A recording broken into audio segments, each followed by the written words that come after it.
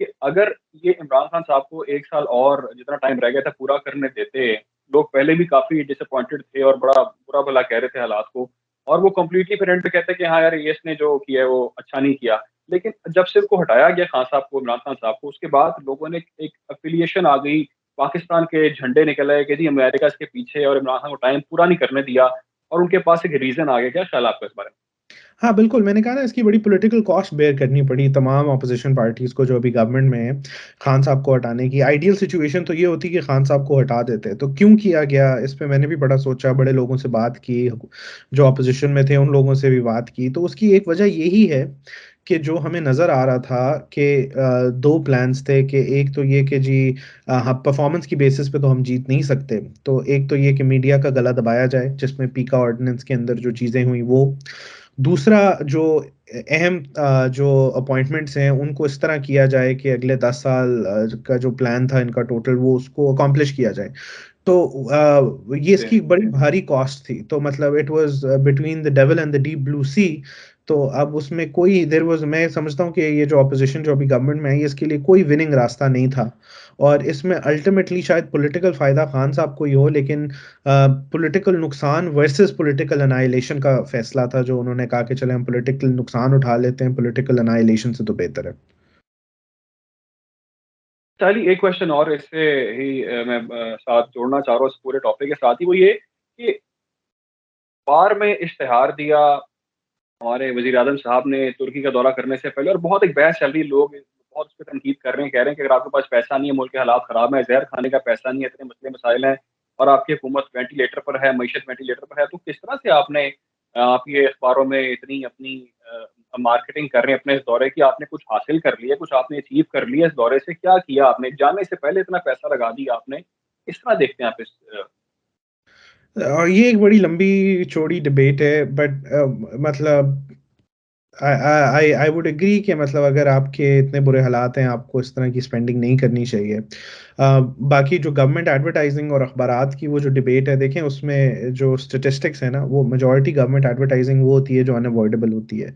जिसके अंदर आपके टेंडर, आपकी जॉब पोस्टिंग्स, आपकी जो सारी ऑपरेशनल चीज़ें होती हैं, वो आती हैं कि टैक्स रिटर्न की आखिरी तारीख ये और वो ये जो बाकी मार्केटिंग के इश्तिहार हैं, they make up a very small percentage of the government budget. लेकिन मैं एग्री करता हूँ कि इन चीज़ों को अवॉइड करना चाहिए for the optics. But in the grand scheme of things ये चीज़ें they don't make a difference. You know कि आप पीएम हाउस जो है, खान साहब जिस तरह कहते थे जी मुर्गियाँ बेच दें, भैंसें बेच दें, गाड़ियाँ नीलाम कर दें, फिर वही बीएमडब्ल्यूज़ यूज़ होती रहें और वो सारी चीज़ें ये एक डिबेट जनरेट करने में और इमोशंस को अराउज़ करने में इस तरह की चीज़ें प्ले अ रोल।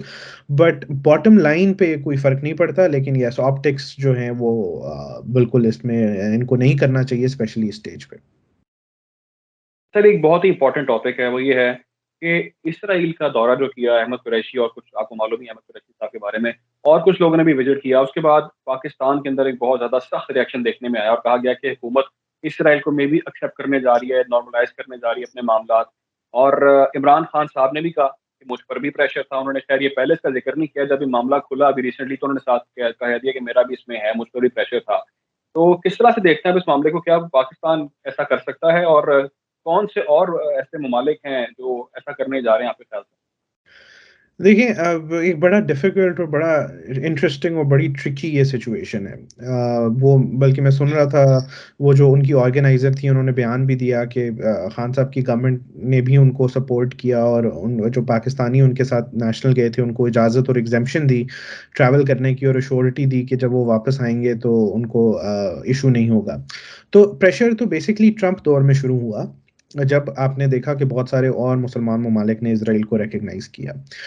उसमें जी, बिल्कुल। जिसमें यूएई भी शामिल है, बल्कि अभी पिछले दिनों यूएई ने एक फ्री ट्रेड डील भी इज़राइल के साथ साइन कर ली है। तो जी, जी। हाँ, अमेरिका अमेरिकन का भी बहुत रोल है। जी, तो अमेरिकन प्रेशर ट्रंप के दौर में तो बहुत ज़्यादा था और वो ट्रंप की ये पर्सनल एक वो थी जो अमेरिकन आप उनको सुने, वो बताते हैं कि उनकी बड़ी कोशिश थी कि ये हो। बाइडेन एडमिनिस्ट्रेशन में ये कम हो गया, लेकिन आई थिंक इट डिपेंड्स कि बाकी जो सारे मुसलमान ममालिक हैं वो क्या करते हैं। अगर दुनिया के सारे मुसलमान ममालिक रिकॉग्नाइज़ कर लें और डिप्लोमैटिक टाइज़ बना लें, तो पाकिस्तान क्या अकेला रह भी सकता है, उसको रहना चाहिए, नहीं रहना चाहिए, वो बहुत सारी चीज़ें हैं। लेकिन मैं समझता हूँ कि जो प्रिंसिपल स्टांस है, वो तमाम मुसलमान ममालिक को रखना चाहिए, जो फ़लस्तीनियों के साथ हो रहा है, जो स्टेट ऑफ फ़लस्तीन को इरोड किया जा रहा है, वो उसके ऊपर सुप्रीम होना चाहिए और मेरा ख़्याल है जो-जो मुसलमान ममालिक इस वक़्त रिकॉग्निशन और इस तरह फ्री ट्रेड डील्स और उसमें जा रहे हैं, उनको जी। बहरहाल सोचना चाहिए कि वो फ़लस्तीनी कॉज़ को किस तरह डैमेज कर रहे हैं। एक इश्यू शायद ये भी है कि अब इज़राइल भी एक अपने on its own economic power house बन रहा है। बहुत सारी टेक्नोलॉजिकल इनोवेशंस और पैटेंट्स जो हैं, वहाँ बनते हैं। तो उस वजह से भी शायद अब जो कुछ मुसलमान ममालिक हैं वो इकोनॉमी को ऊपर रख रहे हैं। तो डायलॉग देखिए 2 अलग चीज़ें, एक होता है कि आपकी एक्सेप्टेंस और डायलॉग। अगर डायलॉग आपने करना है वो तो हम इंडिया से कश्मीर पे भी करते हैं कि भई आप जो इस पे डायलॉग करें, इस मसले को हल करें, फ़लस्तीन के इश्यू को हल करें। तो डायलॉग नहीं रुकना चाहिए लेकिन एक्सेप्टेंस डिस्पाइट एट्रोसिटीज़ वो नहीं होना चाहिए। तो ये इन 2 चीज़ों में आई थिंक हमें तफ़रीक रखनी चाहिए। मैं बाकी देख रहा था कुछ एनालिस्ट भी इसके लिए बात कर रहे थे, आपकी बात काट रहा हूँ। कुछ एनालिस्ट भी बात कर रहे थे कि कुछ मुस्लिम ममालिक शायद ये वेट कर रहे हैं कि पाकिस्तान पहला स्टेप ले, तो हम भी शायद उसके बाद कुछ स्टेप्स लेने शुरू करें। क्या समझते हैं आप?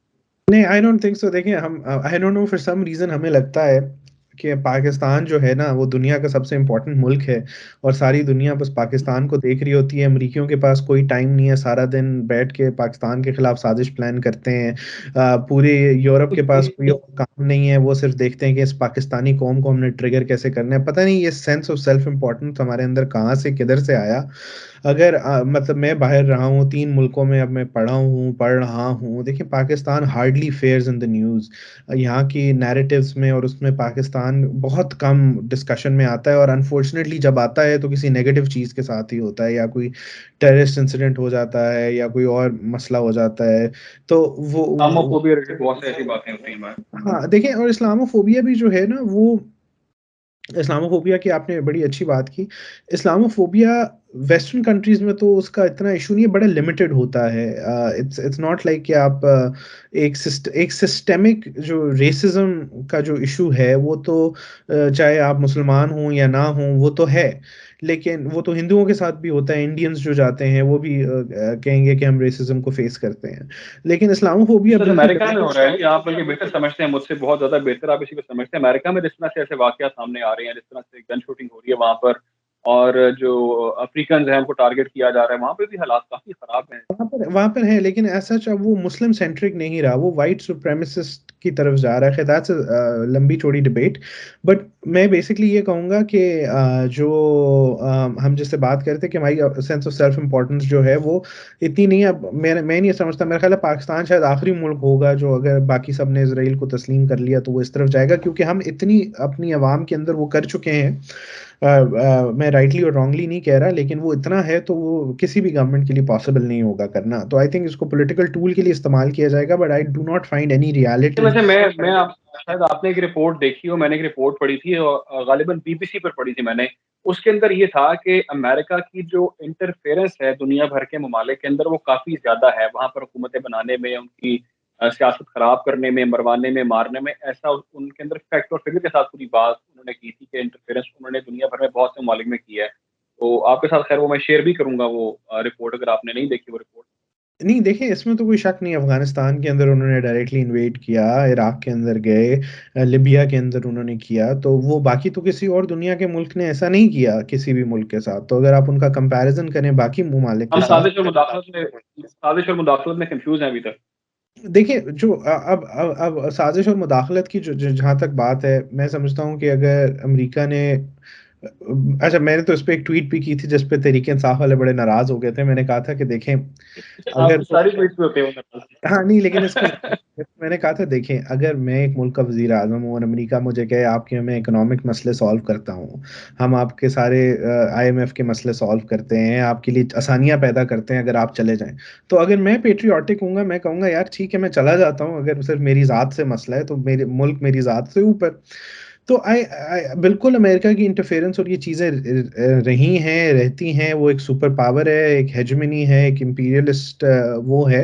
लेकिन चूँकि एक लेट्स से कि अगर एक बदमाश जो है वो लड़ाइयाँ करता है, ज़रूरी नहीं है कि ये लड़ाई भी उसने की हो। आप उस पे शक कर सकते हैं लेकिन उसके ऊपर कोई एविडेंस होनी चाहिए कि भई वो बराह रास्त कोई ना कोई उसके अंदर इंटरफेरेंस या मुदाखलत हुई है, तो वो narrative I don't think it's true.